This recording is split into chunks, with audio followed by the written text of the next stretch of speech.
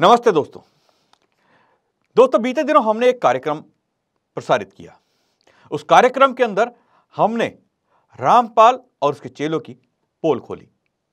हमारे साथ थे दानवीर आर्य, जो कि किसी समय में रामपाल के चेले जिन्हें अपने प्रभाव में लेने का प्रयास कर रहे थे, लेकिन बाद में जैसे ही उन्होंने सत्यार्थ प्रकाश पढ़ी और गुरुकुल के संपर्क में आए, वे उस रामपाल से बच गए और उन्होंने बताया किस प्रकार से उन्हें बरगलाया गया। लेकिन ऐसे एक नहीं, सैकड़ों लोग हैं जो रामपाल के चंगुल में फंस चुके हैं या फंस रहे हैं, और बहुत से परिवार आज उसके चंगुल में फंसकर बर्बाद हो रहे हैं।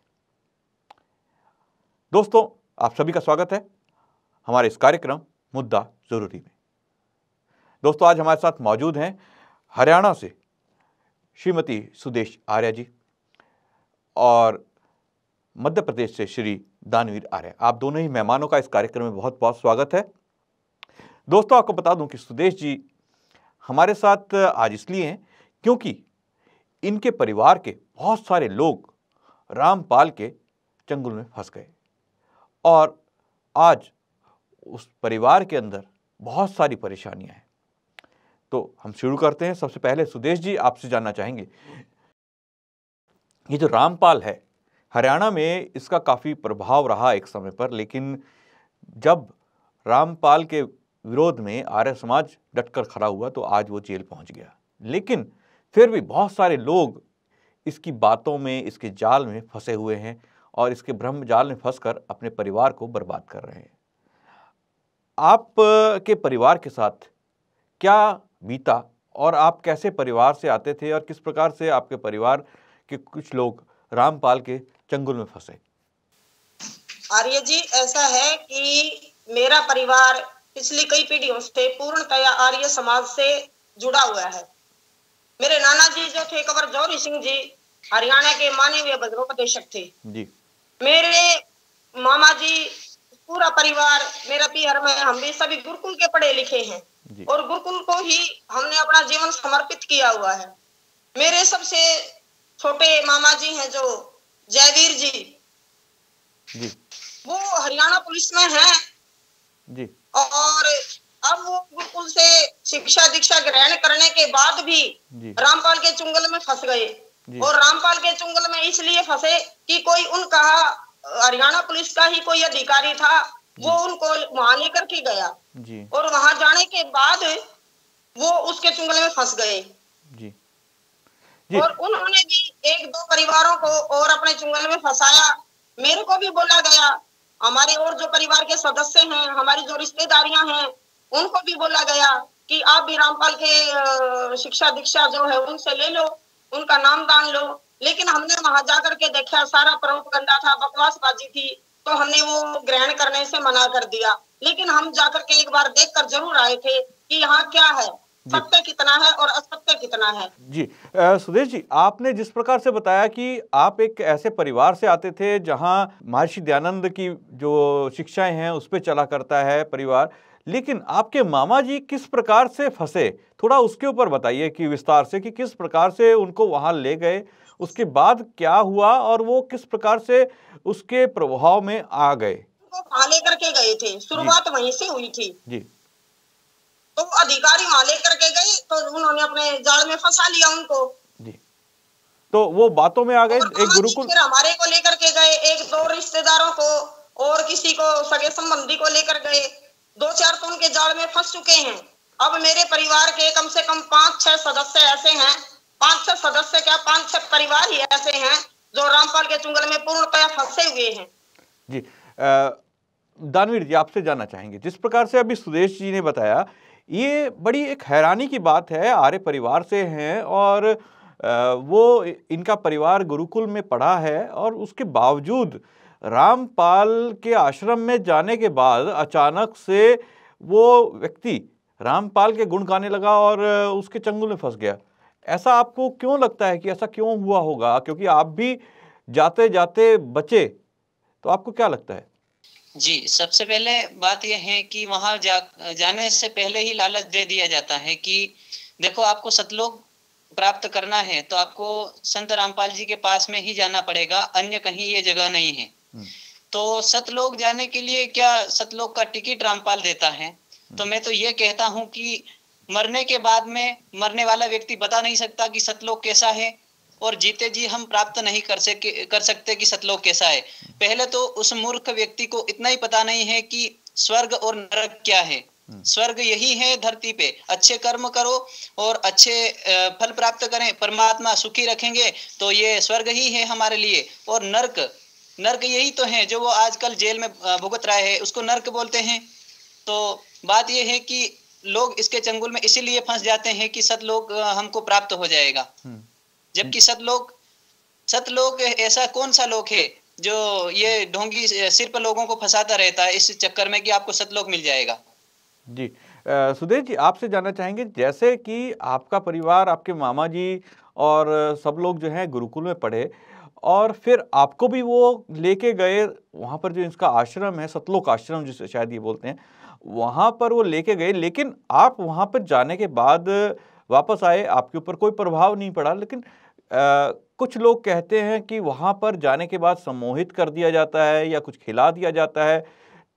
तो क्या आपको लगता है कि वहाँ पर ऐसा कुछ होता है, या वहाँ विचार कैसे परिवर्तित हो जाते हैं, जो आपके परिवार के लोगों के विचार परिवर्तित हो गए?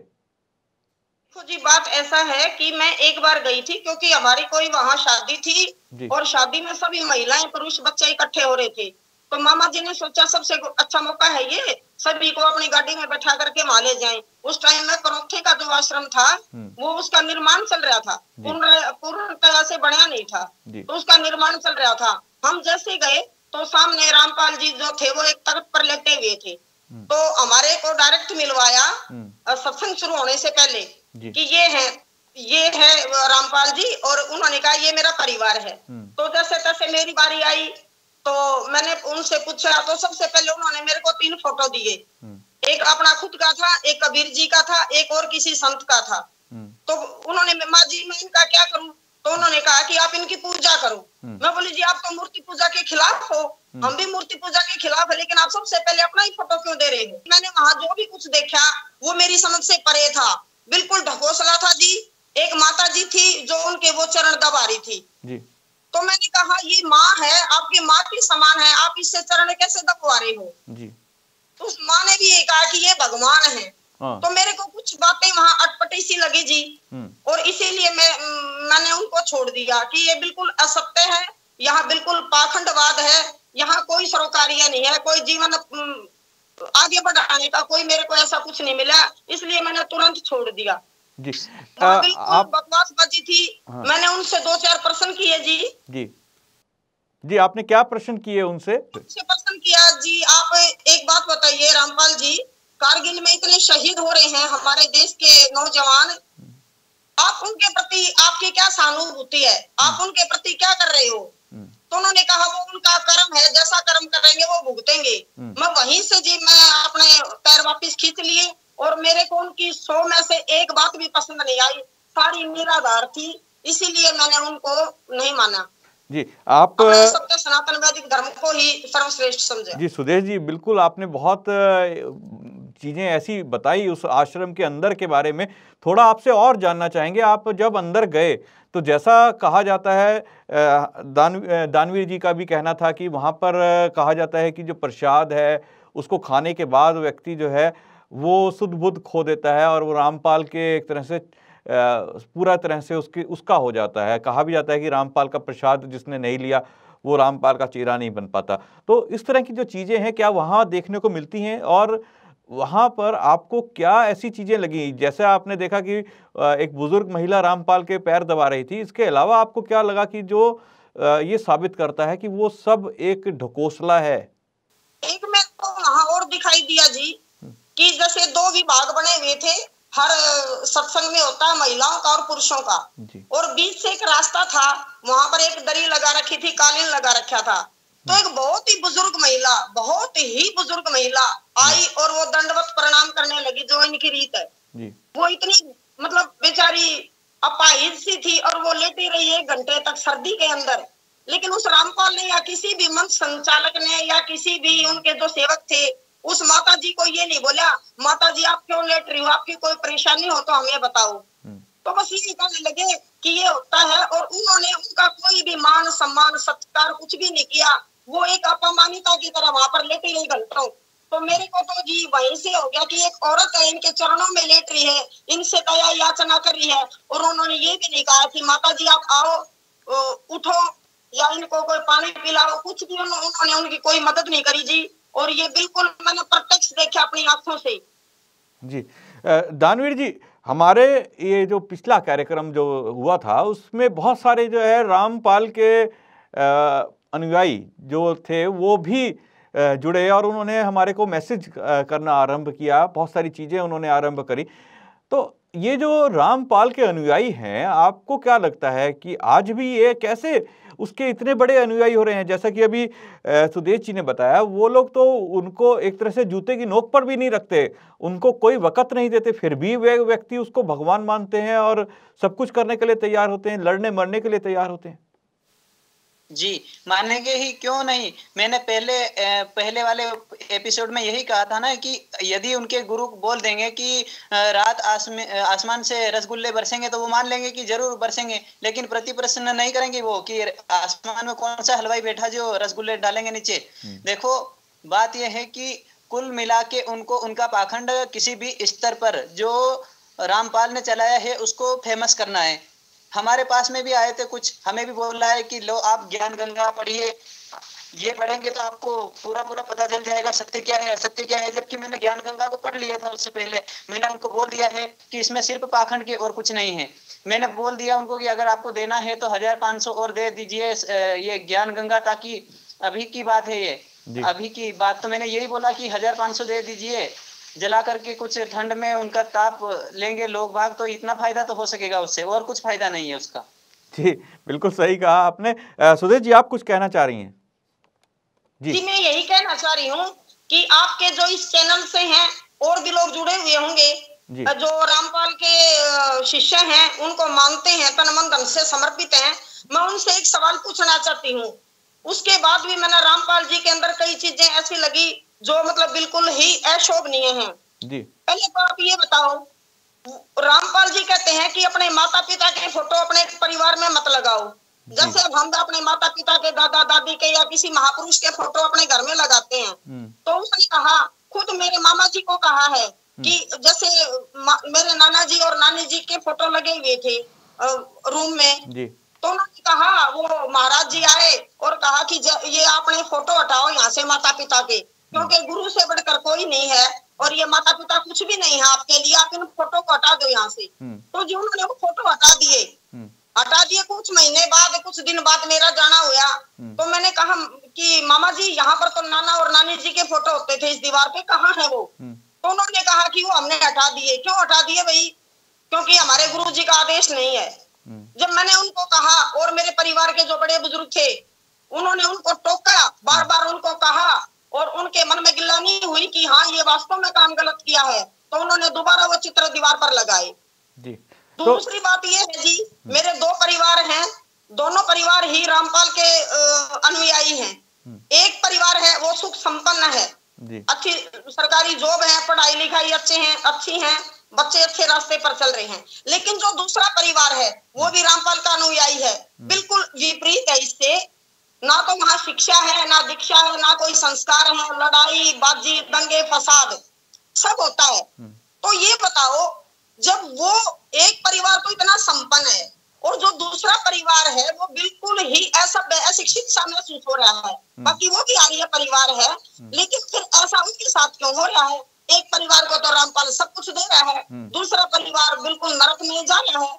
तो इसका क्या कारण है? अगर रामपाल में इतनी शक्ति है तो उस परिवार को भी कोई नहीं संपन्न करता। उनकी बुद्धि कहाँ भ्रष्ट होगी है जो आपस में लड़ाई दंगा फसाद कर रहे हैं, सारे रिश्तेदारियों को तंग कर रखा है। आप ये बताओ जी, कहाँ गई रामपाल की शिक्षाएं? बिल्कुल सही आपने कहा कि कहाँ गई रामपाल की वो शिक्षाएं, क्योंकि परिवार तो उसके जो शिष्य हैं उनका कहना है कि अगर आपको सतलोक या स्वर्ग चाहिए तो रामपाल के भक्त बन जाइए।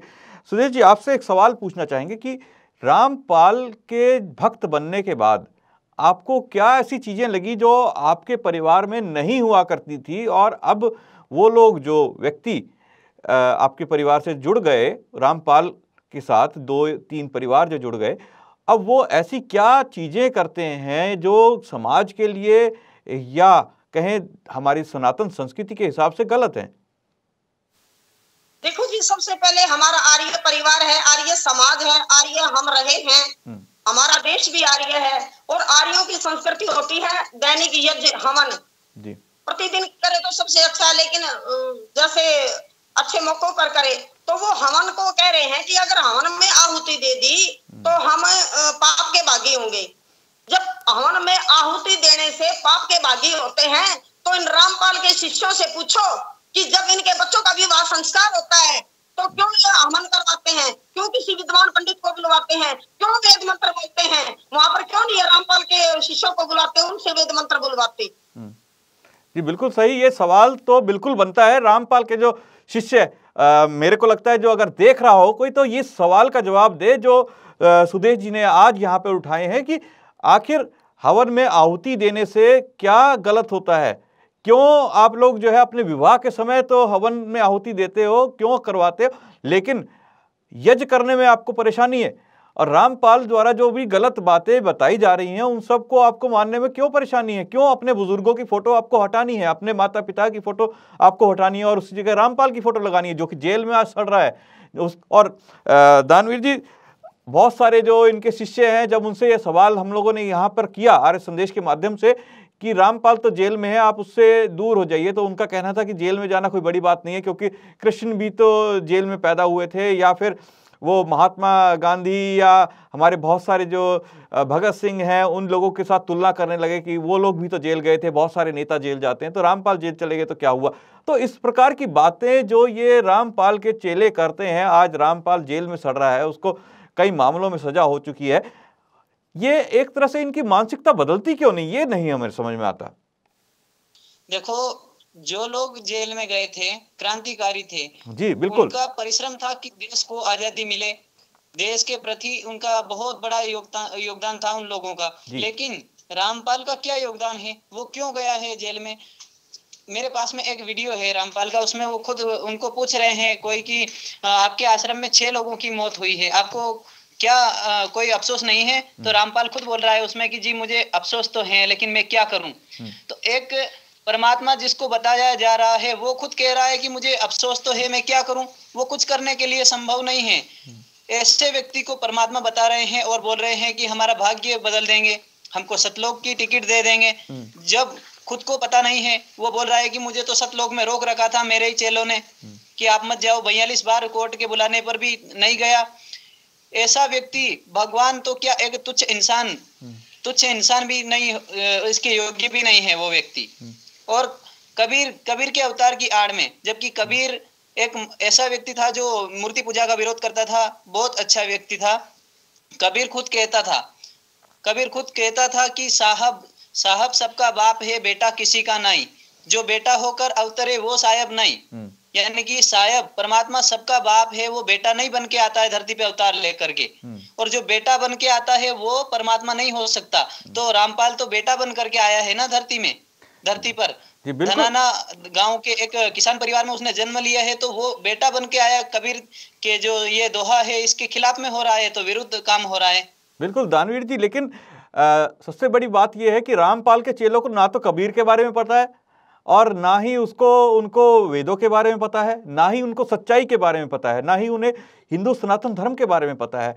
तो जो रामपाल ने बताया वही मान लिया, और कबीर के बारे में जो ये बात रामपाल करता है वो कबीर से कहीं ना कहीं मिलती ही नहीं। वो तो कबीर जिस कबीर दास की बात करता है वो तो पता नहीं कहाँ है, क्योंकि जो वास्तव में जैसे आपने दोहा बताया जो कबीर संत कबीर थे उसके बारे में उसकी तो बात ही नहीं करता। फोटो उसने उनकी लगा रखी है लेकिन उनकी किसी भी शिक्षा की बात नहीं करता, और ज़्यादातर जो शिष्य हैं उन्होंने कबीर को पढ़ा ही नहीं। सुदेश जी, आपसे एक चीज़ जानना चाहेंगे, जैसे कि आपके परिवार के लोग अब जो है रामपाल के अंधभक्त बन गए हैं, तो आपने क्या उनको समझाने का प्रयास किया, और अगर किया तो वो आगे से क्या तर्क देते हैं और किस प्रकार से आपको लगता है कि और लोगों को इस जो ये रामपाल के चंगुल में जाने से बचाया जा सकता है? ऐसा है जी, हमारे पूरे परिवार ने, मेरा पूरा परिवार है, जितनी भी रिश्तेदारी हैं, मेरे नाना जी से जितने भी मतलब उनका सामाजिक दायरा था, उनसे जुड़े हुए आर्य समाज के लोग, सबने उनको बहुत समझाया, हद से ज्यादा समझाया कि आप ये रास्ता छोड़ दो। और आपकी तो कई पीढ़ियों ने, आपके पिताजी ने इतना कुछ आर्य समाज को अपना तन मन धन दे दिया और अपना पूरा जीवन लगा दिया। मेरे 4 मामा जी हैं, वो चारों आर्य समाज से जुड़े हुए हैं, संध्या हवन वेद प्रचार भजनोपदेशक का कार्य करते हैं। इसको समझाने पर भी ये तो मानता ही नहीं जी, किसी भी सूरत में। ये कहता तुम्हारे को तो कुछ पता ही नहीं, वेद तो कुछ भी नहीं है, जीरो है, वेद को जीरो बता रहे हैं। और ये कह रहे हैं कि संत रामपाल ही सब कुछ है, तुम बाद में पछताओगे। फिर ये बात है जी, परिवार की जो गाड़ी है वो भी चलानी है, रिश्तेदारी भी निभानी है, इसलिए हम सब मतलब ये सोच बैठे भी ये नहीं मानेगा, इससे भैंस के आगे बीन बजाने से कुछ नहीं होता, आप इसको छोड़ दो। जैसा हाँ, एक बात मैं मानूंगी, जो मेरे मामा जी हैं वो जैसे हमारी पारिवारिक जो रस्म है, रीति रिवाज है, बहुत औरों से बहुत अच्छे तरीके से निभाते हैं। और मतलब उनकी आत्मा जो बहुत ही अच्छी है, ये मैं मानूंगी। और वो कह रहे हैं कि जो मेरा जो परिवार है आज सुख संपन्न है, वो रामपाल की दया से है। तो रामपाल की दया से है, तो आप उनके घर में जो दूसरा परिवार है उसमें ऐसा क्यों हो रहा है? वहां रामपाल की दया कहाँ चली गई? वो भी तो रामपाल जी के भक्त हैं। जी बिल्कुल। तो सुदेश जी, आपको क्या लगता है कि और लोगों को इस चंगुल में फंसाए जाने से कैसे बचाया जा सकता है? क्योंकि आप तो भुगतभोगी हैं और दानवीर जी आप भी हमें ये बताएंगे। पहले सुदेश जी से जानेंगे कि किस प्रकार से ये बचाया जा सकता है, क्योंकि ये एक बहुत बड़ी समस्या है हमारे देश में कि अगर हम किसी चीज़ को अंध रूप से मानने लगते हैं। लेकिन यहाँ पर एक सवाल सबसे बड़ा जो अभी भी जिसका हमें उत्तर नहीं मिल पा रहा कि आखिर एक व्यक्ति जो गुरुकुल में पढ़ा और उसके बाद वो पढ़ा लिखा व्यक्ति होकर भी एक ऐसे परिवार से जहाँ आर्य समाज की विचारधारा इतनी अच्छे से उनके एक तरह से दिमाग में खून में थी, वो अचानक से कैसे पलट गया एक बारी रामपाल के आश्रम में जाने के बाद? इसका उत्तर हमें नहीं मिल पाया, इसे ढूंढने का हम प्रयास जरूर करेंगे। लेकिन आपसे जानना चाहेंगे कि किस प्रकार से ऐसे लोगों को बचाया जा सकता है? बचाने का तो जी यही एक ही तरीका है कि हमने सत्य धर्म का प्रचार जो है खूब करना चाहिए और सच्चाई बतानी चाहिए इन लोगों के सामने। एक मैं ये कह रही हूँ, आर्य समाज से जहां पर भी इनका सत्संग होता हो, झज्जर के अंदर इतना बड़ा होता है, रोहतक के अंदर इतना बड़ा होता है, वहां जाकर के उनके सामने ही अपने टेंट गार्ड करके और ये कहना चाहिए कि सच्चाई ये है। उनके सामने हमें जाने से हिचकिचाना नहीं चाहिए, हमें किसी प्रकार का दोषारोपण से नहीं डरना चाहिए, चाहे वो हमारे को कुछ भी कहे, लेकिन हमने अब सच्चाई बतानी पड़ेगी। और लोग जागरूक हो गए हैं जी, बहुत से इनके जो शिष्य हैं उन्होंने इस पंथ को छोड़ दिया है। मेरे स्कूल में भी 1-2 वो था पीएन चपरासी जो भी था, 1-2 बहनें थी, मैंने उनको समझाया।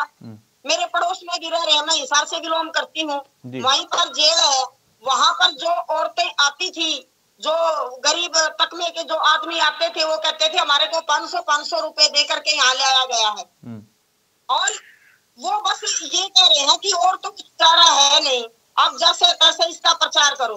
कोई प्रचार इसका बिल्कुल दुष्प्रचार है। बस यही है, जहां भी रामपाल के शिष्य मिले उनको खींच के लो और उनसे तर्क वितर्क करो और उनकी अच्छे से वो करो, आप तर्क वितर्क और शास्त्रार्थ करो और अपने धर्म का प्रचार करो, लोगों को मनाओ। किसी शाम दाम दंड भेद इनके सारे हमने देख लिए हैं, ये बाज आने वाले नहीं हैं, लेकिन हमने सच्चाई भी सबसे ऊपर होती है जी, बिल्कुल सत्य ही इनको दबा सकता है और ये दब रहे हैं। और इसका जो किला है ढहने वाला है, कुछ तो ढह चुका है और कुछ ढहेगा। हमें बिल्कुल चिंता करने की जरूरत नहीं है कि रामपाल आगे बढ़ रहा है, ये गिरता जा रहा है, गिरता जा रहा है और गिरेगा। बिल्कुल आपने सही कहा। जब से आर्य समाज इसके सामने अडिग होकर खड़ा हुआ और एक आंदोलन शुरू किया आर्य समाज ने, उसके बाद से इसकी धीरे धीरे जो है जो नींव थी वो हिलती चली गई। हरियाणा के अंदर कहीं जब रामपाल एक भगवान हुआ करता था, आज वो तथाकथित भगवान जेल में मौजूद हैं और आज भी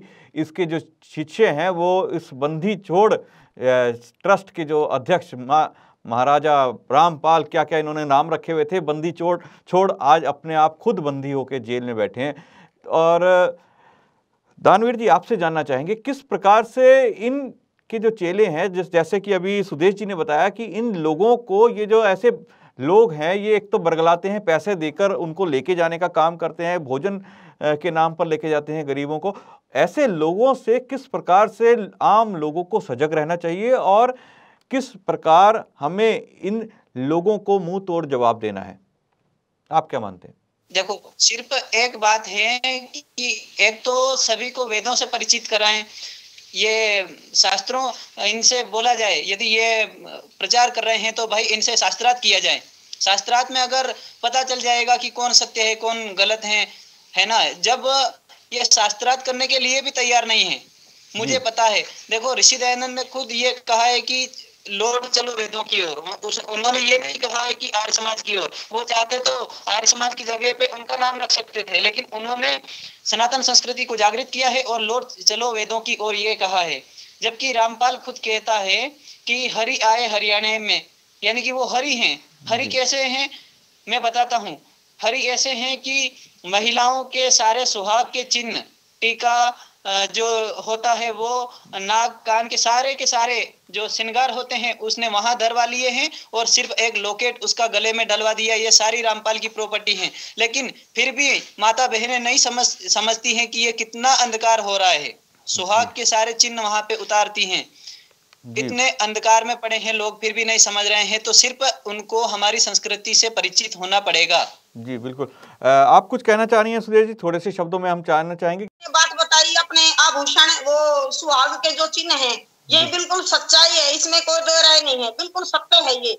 और ये आभूषण निकलवा के पहले ये उनको ये कह रहा है, जैसे मतलब पहला स्टेप है कि उतार के रख दो, अपने घर में ही रख लो, आपने डालने नहीं, क्योंकि जो सतगुरु का गहना मिल गया ना, उससे ऊपर नहीं है। अगर आप ये सोना डालोगे, चांदी डालोगे, जो भी कुछ डालोगे, तो आपकी भक्ति में भंग पड़ जाएगा। क्योंकि मैंने ये बातें की है मेरे परिवार में कि आपने ये सोने कान में, नाक में मंगलसूत्र क्यों नहीं डालते आप? तो कहा कि हमारी भक्ति में भंग पड़ता है, इसलिए हमने उतार दी। अब तो उन्होंने उतरवा करके वो उनके घर में रखवा ली। अब 2 दिन बाद, 4 दिन बाद, 2 महीने बाद एक और बात आएगी, वो आएगी कि ये जितने आभूषण हैं ये अपवित्र हैं और इसको समाज सेवा में दो, रामपाल के सत्संग में दो, और उधर से वो आभूषण इकट्ठा करेगा। जी बिल्कुल, आपने सही कहा। ये पैसा इकट्ठा करने का एक जरिया है। और ये रामपाल तो खैर जेल में है, उसे तो अब क्या पैसे का, क्योंकि वो तो जेल में है। लेकिन उसके जो भक्त इस बिजनेस को चला रहे हैं, इस पूरे धंधे को चला रहे हैं, वो इस धंधे को बंद नहीं होने देना चाह रहे। आज इस कार्यक्रम को चलाते समय भी अब बहुत सारे लोग ऐसे रामपाल के भक्त, जिनको एक तरह से परेशानी हो रही होगी कि ये कार्यक्रम क्यों चल रहा है, क्योंकि उनकी, जिसे कह लीजिए एक तरह से जो उनका बुना हुआ जाल है, उसको धीरे धीरे इस कार्यक्रम के माध्यम से, या फिर हमारे जो जैसे सुदेश जी हैं या दानवीर जी हैं, ऐसे जो कार्यकर्ता हैं, उनके माध्यम से, उनकी जानकारी से उसके जाल को तोड़ा जा रहा है और इस ब्रह्म जाल को वो तोड़े नहीं देना चाहते। तो आर्य समाज बिल्कुल आज उनके सामने अडिग रूप से खड़ा है। सत्यार्थ प्रकाश एक ऐसा ग्रंथ है जो बिल्कुल सत्य है और सभी जितने भी पाखंड हैं उनका खंडन करता हुआ उन सच्चाई बताता है। तो सत्यार्थ प्रकाश हो या वेद हो या महर्षि दयानंद के विचार हो, वो सदा ही सच रहेंगे। रामपाल के जो भी भक्त इस कार्यक्रम को देख रहे हैं वो ये जान लें, जैसा कि अभी सुदेश आर्य जी ने एक तरह से कहा कि इन लोगों का डटकर हमको मुकाबला करना है और कर भी रहे हैं। तो दोस्तों, आज इस कार्यक्रम में आपको जरूर ऐसी चीज़ें पता चली होंगी रामपाल के आश्रम के बारे में। सुदेश जी ने जो बताई अंदर की बातें, क्योंकि उन्होंने स्वयं रामपाल से तर्क वितर्क किया है और ऐसे हमारे जो लोग हैं आर्य समाज के साथ जुड़े हुए, वो ही इतने निडर हो सकते हैं। सुदेश जी, आपने रामपाल से जो तर्क वितर्क किया, उसके सामने आप खड़े हुए, आपको इसके लिए बहुत बहुत साधुवाद और हमारे कार्यक्रम में जुड़ने के लिए बहुत बहुत धन्यवाद। और दानवीर जी, आपका भी बहुत बहुत धन्यवाद, क्योंकि आप भी जो रामपाल के ये अनुयायी हैं, इनके सामने डटकर खड़े हुए हैं। आप सभी दोनों ही मेहमानों का इस कार्यक्रम में जुड़ने के लिए धन्यवाद। दोस्तों, कल फिर मुलाकात होगी एक नए विषय, एक नए मुद्दे के साथ। मुझे दीजिए आज्ञा। नमस्ते।